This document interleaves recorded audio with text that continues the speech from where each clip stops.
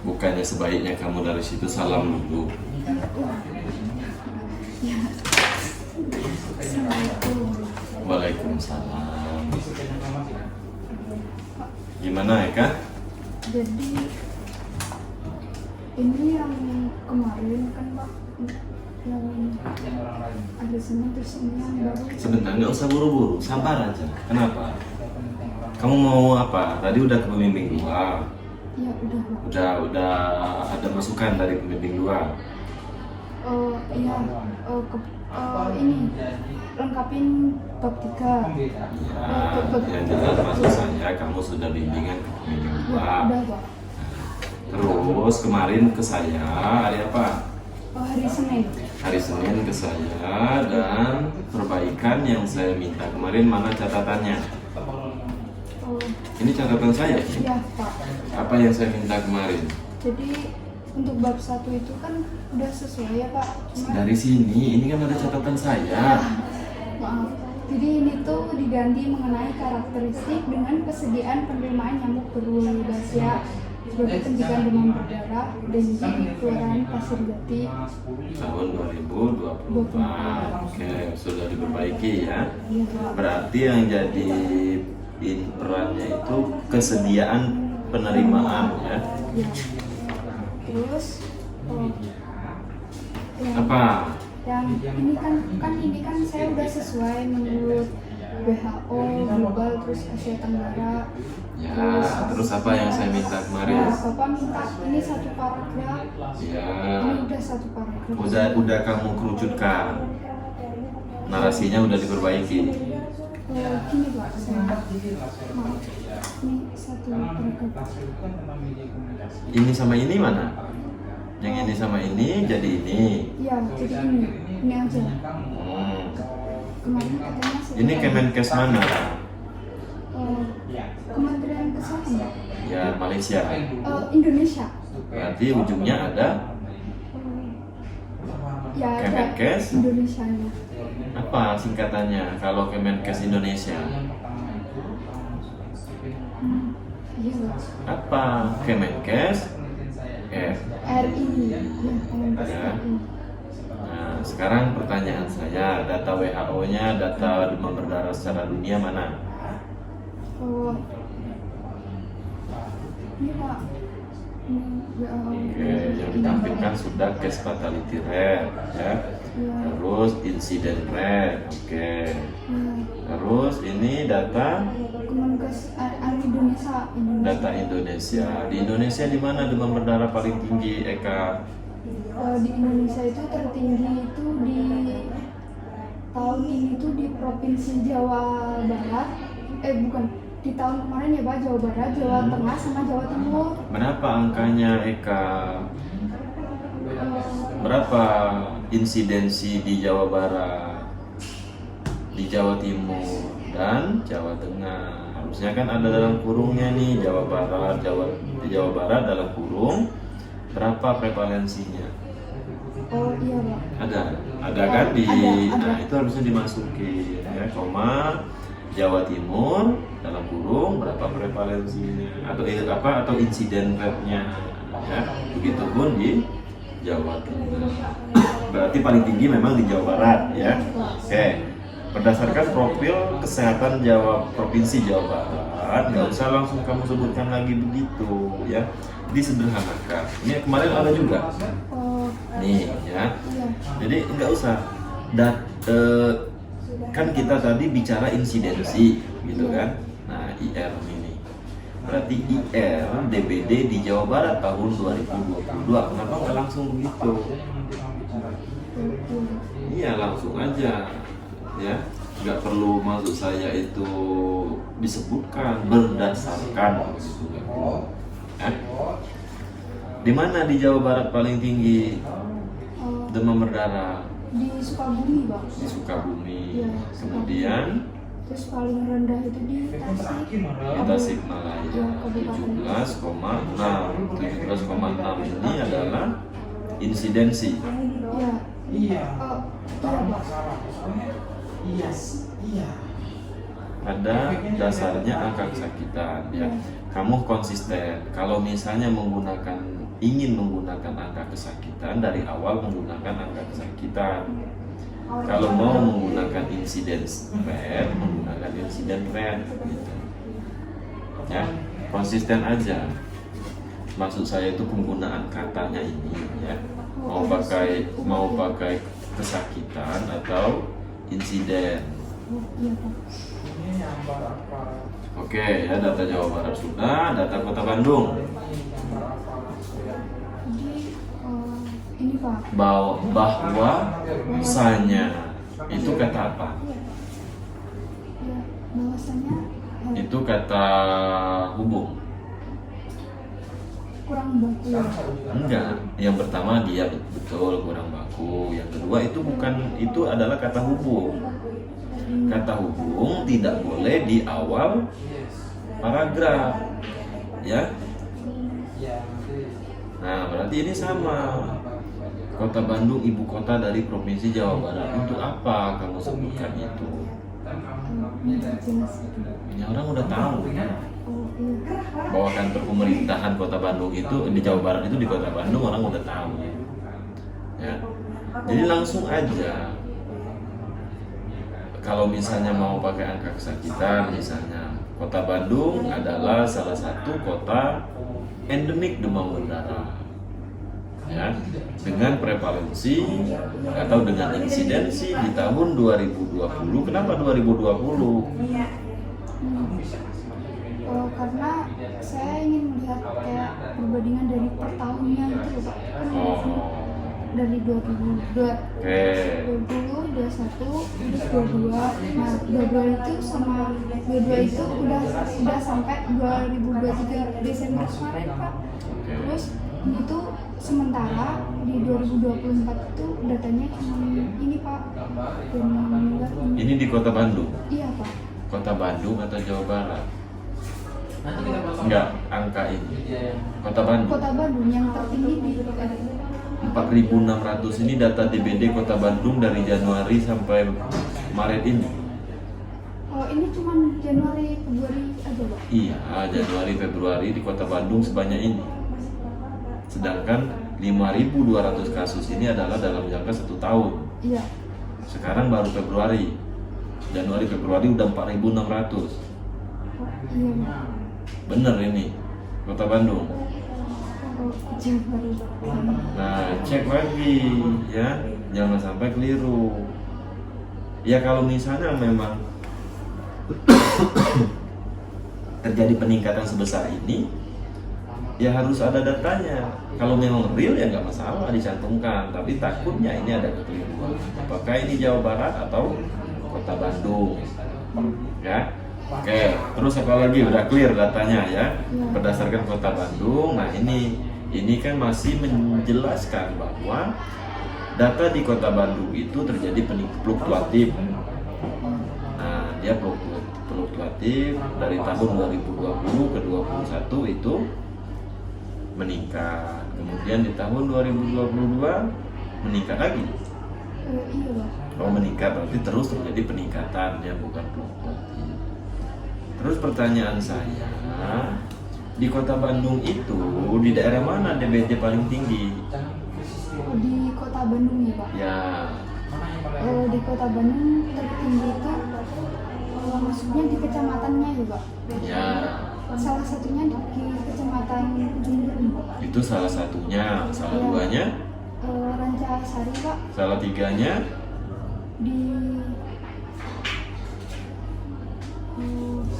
Di mana saya bisa melihat itu? Oh iya, belum saya cantumkan. Ya. Jadi insidensi demam berdarah paling tinggi di Kota Bandung itu di mana? Ya.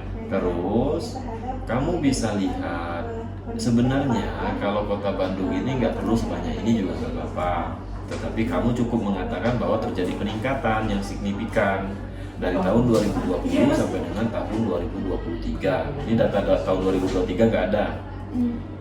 Iya, ini tuh pas maaf ya Pak, berdasarkan literatur yang saya baca itu tuh dua-dua itu udah. Kan nggak perlu dari literatur kalau data, kan ada data Jabar, data Kota Bandung itu kan kamu udah cek belum? Iya, Data di Kota laptop. Bandung Iya, di website Kota Bandung itu iya Pak. udah dicek, Iya, di profil. udah muncul belum nih 2023? Oh, udah Pak. Nah, Di laptopnya. udah. Nah, berarti mana data kasus 2023? Kan nggak ada nih. Oh, iya Pak. Ya. Jadi nanti masuk ya data terbaru itu minimal tahun 2023. Ya, terus nanti ditambahkan yang paling tinggi itu di mana saja. Ya. Iya Pak. Terus apa lagi kemarin? Oh, ini kan udah ini, Pak. Ini udah apa? Masuk ke upaya pencegahan. Upaya pencegahan yang dilakukan untuk pengendalian penyakit dengan efektif, pemerintah tetap menerapkan kegiatan 3M+, larvasidasi, fogging. Tak lupa masyarakat jangan asal menggunakan bahasa kamu, ya, gunakan bahasa yang baku dalam menyusun kalimat, ya. Sekalian aja nanti pakai bahasa Jawa, ya. Jadi gunakan bahasa yang baku. Terus apa pengendalian yang sudah dilakukan? Nih, di Indonesia pengendalian penyakit saat ini menggunakan teknologi Wolbachia untuk menurunkan penyebaran dengan DBD. Telah diuji keefektifan untuk melakukan pencegahan DBD beberapa negara seperti Brasil, memang Brasil tulisannya ya, Brasil itu ya. Nah, ya jangan tipe-tipe begini. Australia, Vietnam, Fiji, Vanuatu, Meksiko, dan yang lain-lainnya.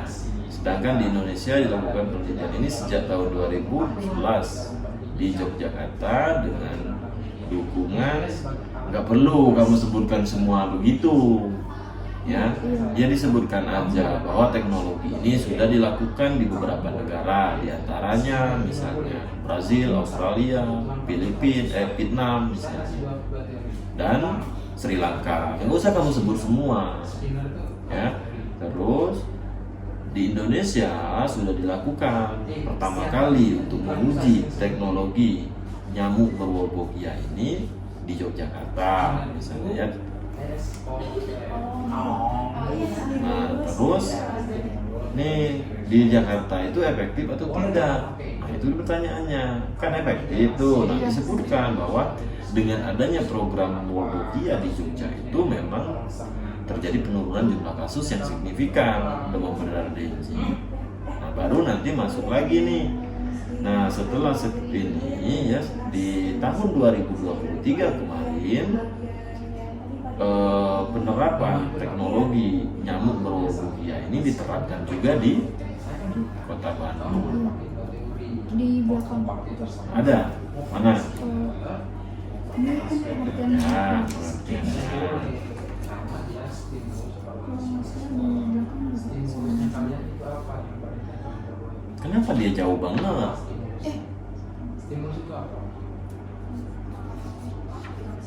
Mana? Oh, iya belum Pak. Nah, Iya belum. ya. Jadi harusnya ada itu, ya, bahwa sudah dilakukan itu kan program pemerintah, ya. Nah, baru nanti setelah itu kita masuk ke penjelasan. Apa itu demam berdarah, apa nyamuk berwolbachia? Waalaikumsalam. Kemudian ini kenapa dua kali Wolbachia adalah nyamuk berwolbachia adalah kenapa dua kali begini? Buat apa? Dia nggak perlu, ya disebutkan aja bahwa nyamuk berwolbachia itu kan sebenarnya nyamuk kan udah ada juga bakterinya. Ya, intinya kan nyamuk berwolbachia itu kan ada bakteri alami ini. Nah, terus ini tambahan bakteri ini nggak perlu terlalu banyak begini. Jadi cukup sederhana aja, apa itu nyamuk berwolbachia, cukup itu aja, ya, cukup didefinisikan sekali. Terus ini apa lagi? Upaya pencegahan DBD perlu dilakukan, kan udah ada upaya di depan. Maksudnya kalau dampak Pak. Nah, langsung aja ke dampak, nggak perlu lagi misalnya nih upaya pencegahan demam berdarah perlu, nggak usah lagi kamu katakan perlu dilakukan. Pencegahan sudah dilakukan, misalnya boleh kan fakta. Iya Pak. Jadi pencegahan sudah dilakukan, nah, tetapi selama ini program belum terlalu efektif karena peningkatan jumlah kasus tetap terjadi misalnya, sehingga ada dampak beberapa dampak terkait dengan kejadian demam berdarah ini. Apa dampaknya?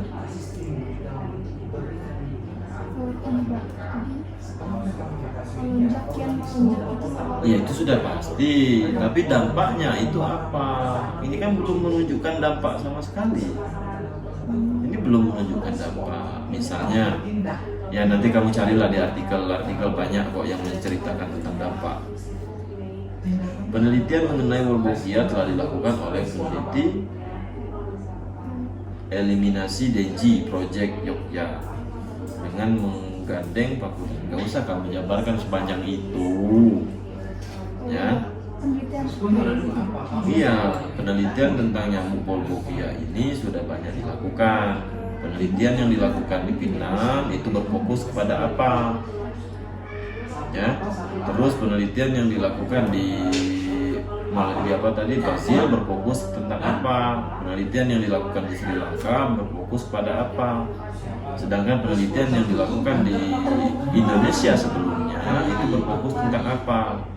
Itu aja. Nah terus baru nanti kamu fokusnya kemana? Iya. Apa yang iya? Kalau saya fokusnya kan karena berdasarkan ini tuh belum diteliti kan Pak, jadi kan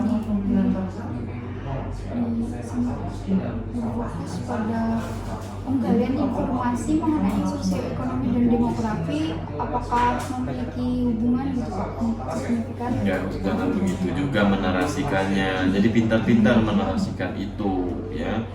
Ya betul, kalau misalnya banyak peneliti tadi itu di Indonesia sudah ada berfokusnya ke situ. Sedangkan pada penelitian kamu berfokus terkait dengan apa? Terkait dengan mengkaji, misalnya terkait dengan kesediaan.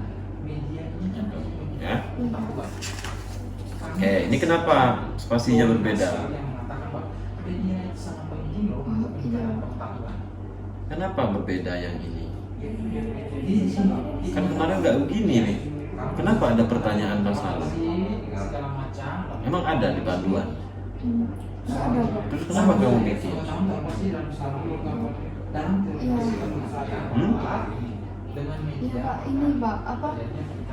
Takutnya kalau jadi saya buat jaga-jaga bikin dua gini. Kan ada buku panduan, ikutin buku panduannya. Kalau tidak ada subbab di buku panduan nggak perlu dimasukin. Ya, tujuan khusus mengetahui kesediaan. Nah ini udah beda, nggak begini yang saya sampaikan minggu kemarin. Ini Pak.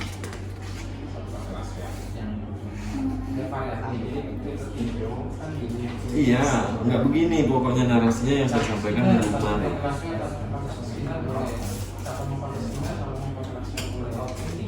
Bab 1 itu nggak begini saya sampaikan minggu kemarin ya.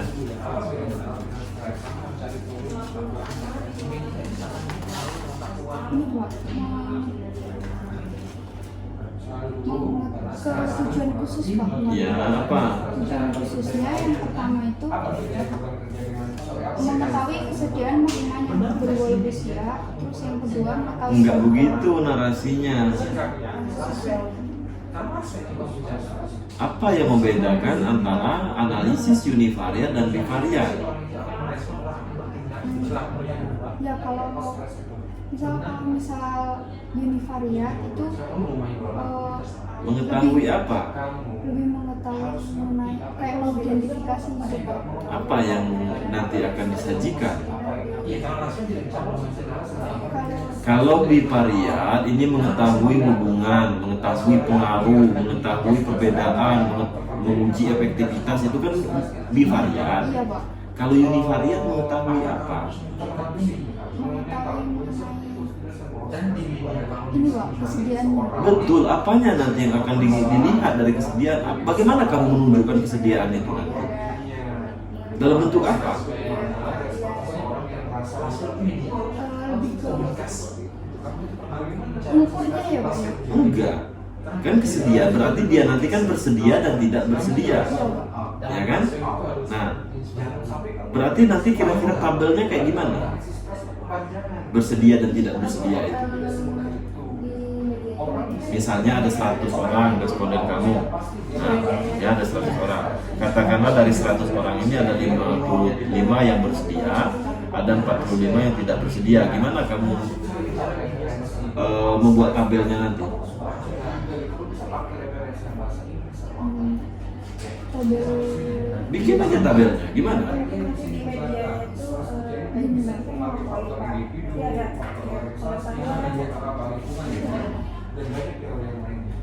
masih diuji. Dibikin dulu, kan udah ada nih 55 sama 45.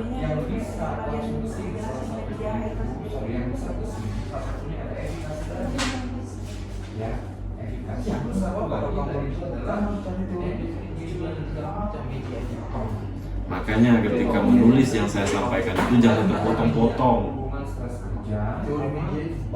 Mana gimana tabelnya nanti gimana? Kayak gini Pak, biasa. Apa tuh? Nomor? Nomor bersedia dan tidak bersedia. Begitu. Begitu saya mengajarkan ketika mata kuliah manajemen data. Tidak. Nah inilah kenapa tujuan khusus kamu ini nggak tepat. Karena kamu tidak mengerti terkait dengan analisis univariat dan bivariat. Nomor C-nya ini oke udah benar, dari C sudah benar, B sudah benar. Apa? Kenapa yang A ini masih salah? Kira-kira.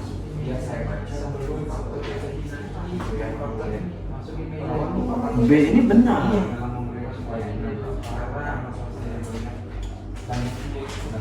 Kenapa yang A itu salah? Kira-kira.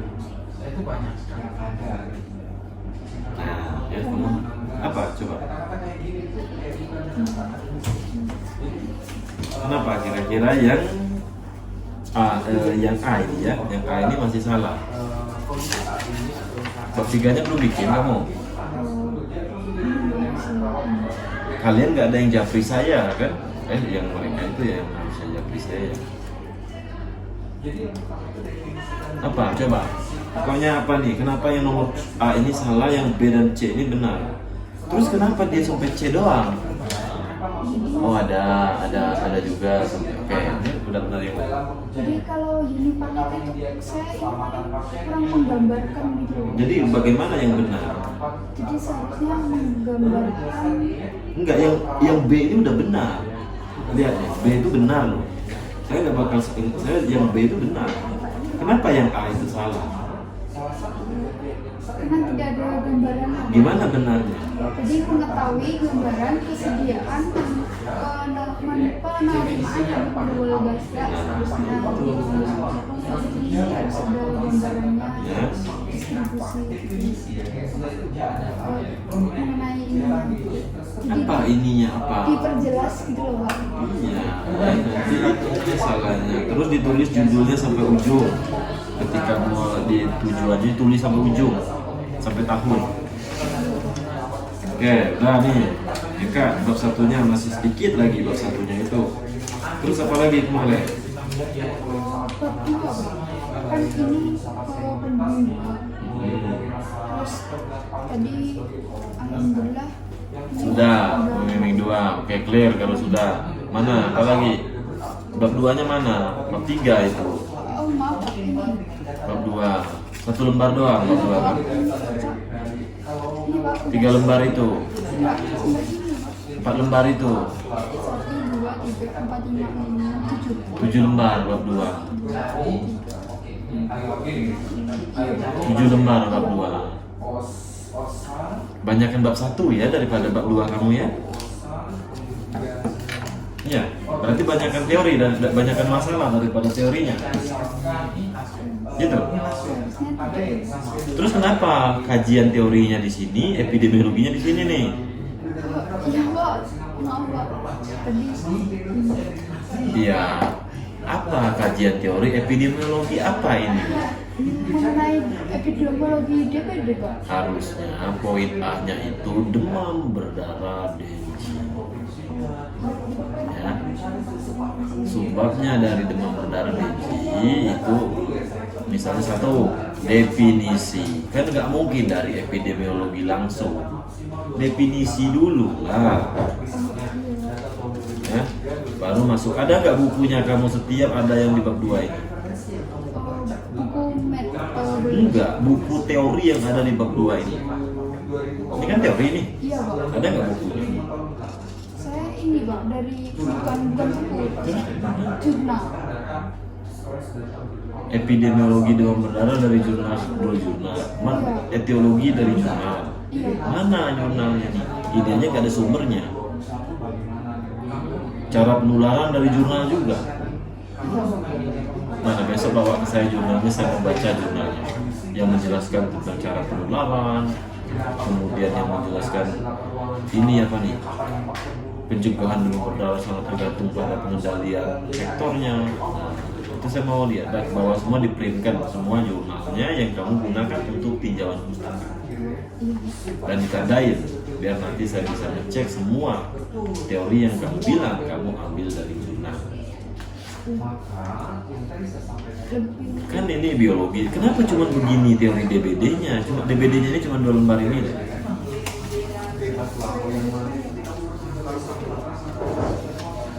Ya enggak? Ya itu karena nggak lengkap, kamu nggak bisa menggambarkan epidemiologi demam berdarah Denji berarti. Kan epidemiologi demam berdarah ada definisi, ada etiologi, ada epidemiologi, ada patogenesis, ada. Ini sudah Wolbachia.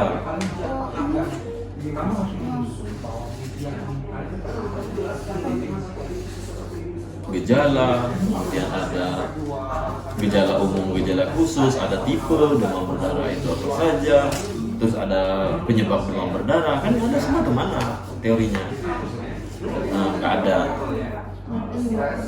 Ya, lebih banyak bimbingan bab 2 itu ke pembimbing 2. Ya, lebih banyak dibimbingkan ke pembimbing 2, cuman nanti grand teorinya juga belum muncul di sini. Ya, nanti ke saya itu saya akan mengecek kerangka teorinya. Jadi nanti ke saya sudah ada kerangka teori di bab 2 ini. Ya, ini kan belum ada nih. Oh, ini kerangka teori. Apa ini? Sebenarnya maaf ya Pak, saya kan pengennya ke HL belum kan. Nah, terus kan kalau di HL itu kan ada 4 itu kan Pak. Nah, itu kan biasanya kan diteliti dan tidak diteliti gitu kan Pak. Terus saya tuh bingung gitu Pak mau masukin ke lingkungan itu. Kan sebenarnya saya itu kan yang mau saya teliti kan mengenai ini Pak. Ya mengenai ininya. Terus yang lainnya itu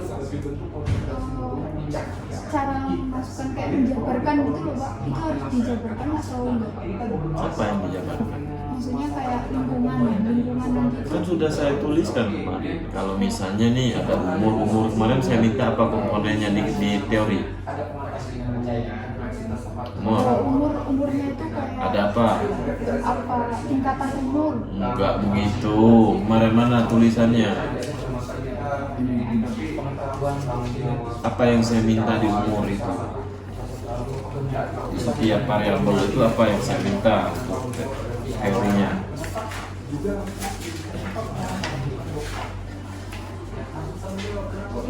Nih tulisan saya kemarin. Jadi udah nggak dimasukin di perbaikan. Ya jangankan kamu, saya aja nggak bisa baca itu. Itulah makanya ketika saya menulis seperti itu harusnya diikuti. Ya, nih kan ini kan faktor-faktor yang berhubungan kan. Nih, nah terus apa mana faktor-faktor yang berhubungan teorinya? Nggak ada. Nah, mana belum kamu cari? Ya. Ya ininya. Atau kamu lupa kalau ada tulisan saya yang ini? Iya Pak. Nah, ya, berarti belum kamu kerjakan ini, Eka. Yang hubungannya Pak. Ya gimana kamu menentukan kerangka teori kalau tidak ada ini? Nanti kan ini yang akan muncul di kerangka teori. Jadi itu umurnya itu kayak tingkatan umur atau ini kayak pendidikan, tingkatan pendidikan kayak cara mengukurnya gitu. Nah, kamu ingat-ingat apa yang saya sampaikan minggu kemarin, itu sudah saya jelaskan. Ini kan faktor-faktor, ini apa saya bilang, terus ini apa nih, ini umur, ini jenis kelamin ini. Nah, jenis kelamin, kemudian ada 3 nih stripnya, kemudian umur ada 3 juga nih stripnya. 3 inilah kemarin itu apa saja komponennya dari 3 ini. Nah, udah saya sampaikan kemarin. Umur, apa 3 komponen itu yang harus kamu cantumkan di bab 2 kamu.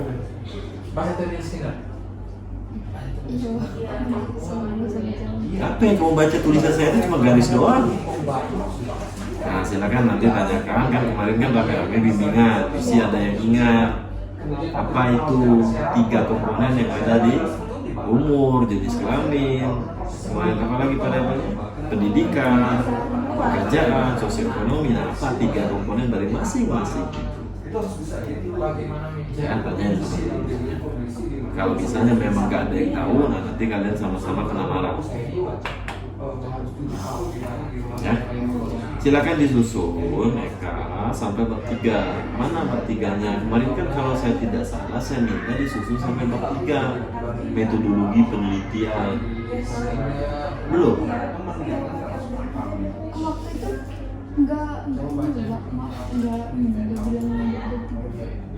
Belum saya bilang. tapi emang di jadwal hari ini juga Benar saya nggak bilang kalau saya minta bab 3. saya Ya, nanti diingatkan lagi ya. Ya pokoknya sekali lagi ke saya, kamu ke saya bisanya itu paling saya cuma minggu ini ada di sini. Minggu depan masih ada setengah minggu. Senin paling Ya minggu ini Senin ya, kalau udah clear ya, makanya saya bilang. Dan saya minggu depan saya semua yang tertulis di proposal itu harus ada sumbernya dari buku, dan bukunya itu dibawa. Ya, misalnya ada buku kalian cantumkan di bab 3, bukunya Prof. Sugiono. Nah, saya mau pokoknya dibawa buku Prof. Sugiono. Ya. Di bab 2 juga seperti itu. Makanya saya bilang cari buku terkait dengan epidemiologi penyakit demam berdarah, buku-buku terkait dengan yang membahas penyakit penyakit daerah tropis, kemudian berbasis lingkungan. Itu kan demam berdarah ada semua bahasannya. kebetulan waktu itu Sudah cerita sih Maya, kalian itu nggak masuk perpustakaan kita aja, kalian nggak masuk.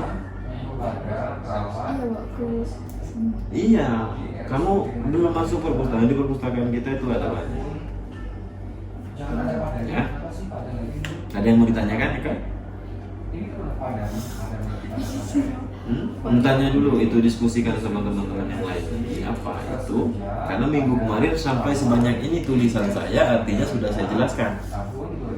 kirain saya itu masuknya ke ini Pak, tujuan khusus. Bukan, ini kan faktor-faktor yang berhubungan.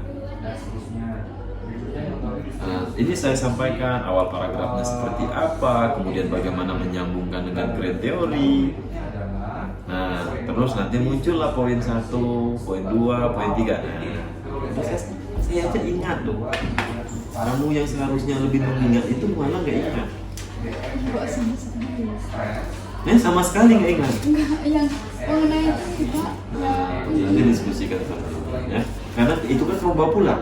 iya Wak. Berarti kan pasti minggu kemarin kan saya nulis itu. Iya Wak. Ya, maka ya.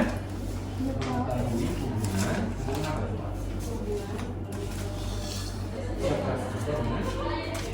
Nah, Makasih ya Pak. perbaiki ya.